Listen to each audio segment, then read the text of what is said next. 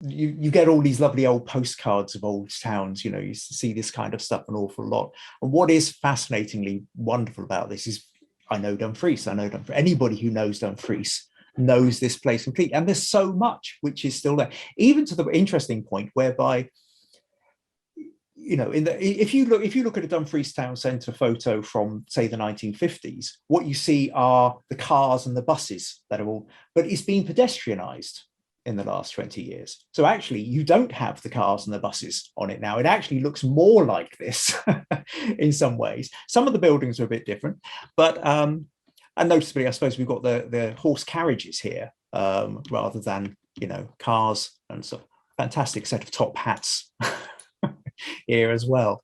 The mid steeple tower, absolutely. Oh, sorry. Yeah, the mid steeple tower here, absolutely, you know, is still there. And again, this is a very well thought through composition. So we have the Dumfries fountain, which is there. And of course, you can see Greyfriars Church in the background there. You know, if the photographer was a foot to the left or 2 foot to the right, it wouldn't sit beautifully in that little bit of space. So, you know, and your eye is drawn straight, you know, the composition, all the compositional techniques, you say, like a painting and what have you, have been taken and put into this to create this photo that allows you to fall into it.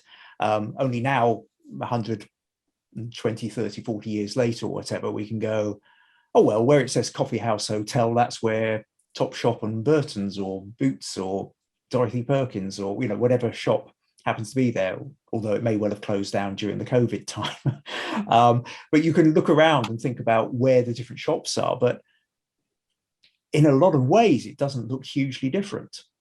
Well, and when George Washington Wilson made this photograph, and he made photographs of high streets all over Scotland, the idea would have been this was, of course, the center of the communities. This was the intersection of commerce and culture.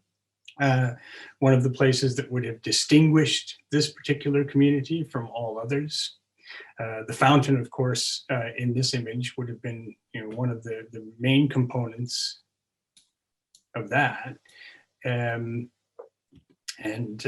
is interesting to look at these things now in contradistinction to the way they appeared and often functioned then.